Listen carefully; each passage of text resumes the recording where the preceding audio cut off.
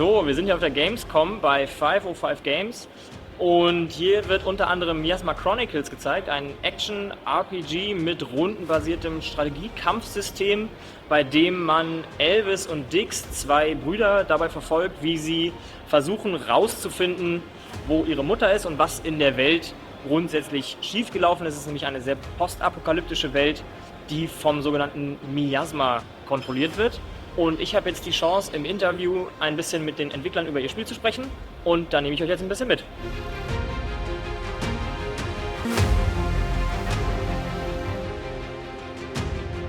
How did the art style come to?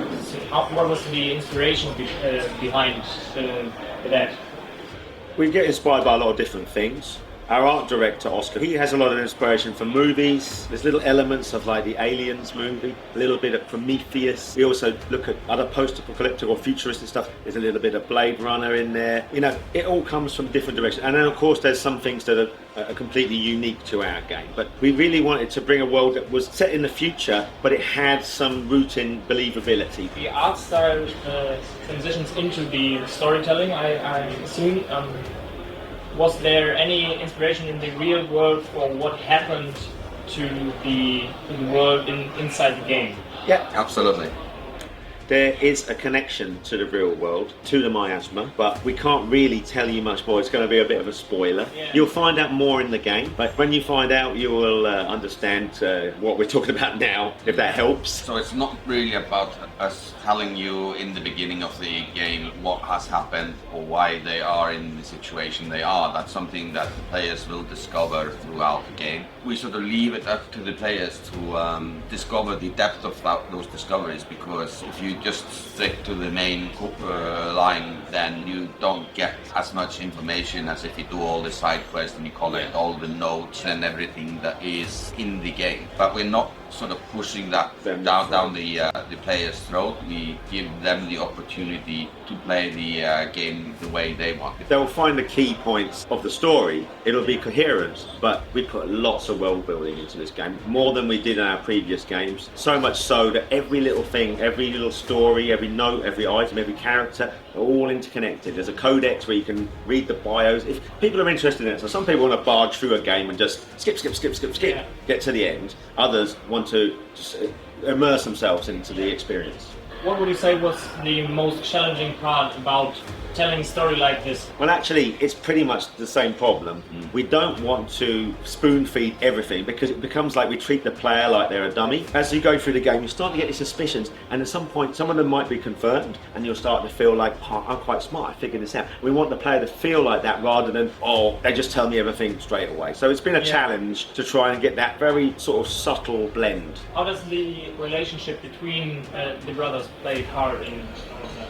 I think it plays a certain role. When you start playing the game, then Elvis is more unsecure about himself and isn't really a full-fledged hero, and he leans more on his robot brother to take him through the beginning of the game. But as he grows, he becomes a more powerful and stronger and confident character. He finds his courage and he's on his path to, the hero's journey, so to speak. And Diggs, because Diggs is an artificial being, he's a little bit more gung-ho. He will jump both feet first into something, because, if he loses an arm, he can get it reattached. He's a little bit careless and maybe a little bit too brave sometimes. So there's a good dynamic between them, because Elvis, he's just curious, he wants to explore America, he wants to see the world, and Diggs, who's just like, yeah, let's just do anything. Was there any real-life inspiration behind those two characters? So there's no real-life inspiration for them. The characters made specific for Miasma, but we really wanted them to play off these two different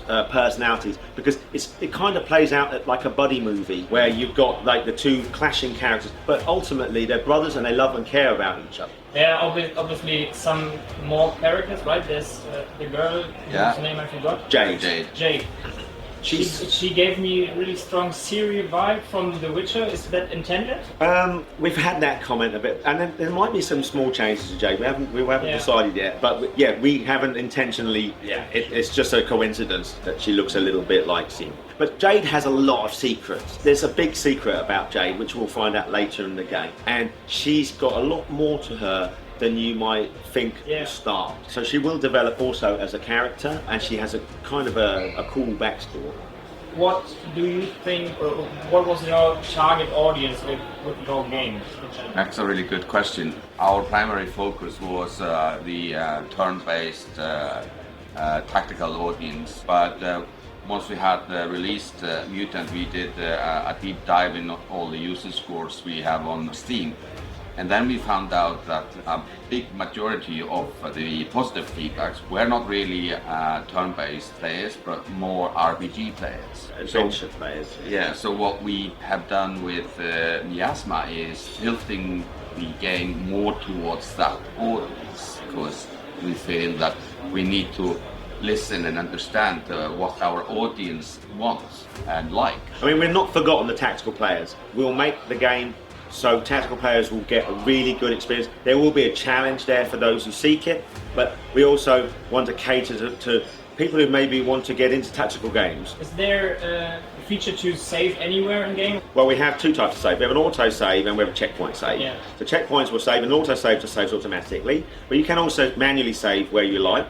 Any point. It actually saves with every item you pick up or everything you do, so you can resume exactly where you left. What's your most favorite part once again? There are two parts. I really enjoy exploring the world. I think it's really beautiful, and when you're able to do that in free exploration, you're not just clicking yourself through it. It gives it more life. On the combat side, I really like what we've done in mixing stealth gameplay with turn-based, and how we have made some changes from our previous game, and I think that has actually made Miasma much better experience. Because our game brings some new elements to the genre. There's the miasma skills. You can actually do a lot of things with the miasma. The miasma can be customized. You can build barrels just in the middle of the battlefield and shoot them, or you can shrink enemies down, or you can teleport yourself to other where enemies are. You can summon monsters in. So there's these things called miasma chips, and you can mix and match them around and get different effects. So I think that's one of the things I'm really looking forward to people enjoying and playing. What would you say to someone who is not sure if he or she wants to play? I think if you like an adventure with crazy characters, interesting scenarios, a huge world where you can do a lot of different things and have a great time doing it, I think people should give it a spin, and they should find a game that will suit lots of different kinds of player styles. One of our trademarks is a bit of dark humor. I think that would probably be what people like. I'm looking forward to the full game, and thank you very much. Thank you very much.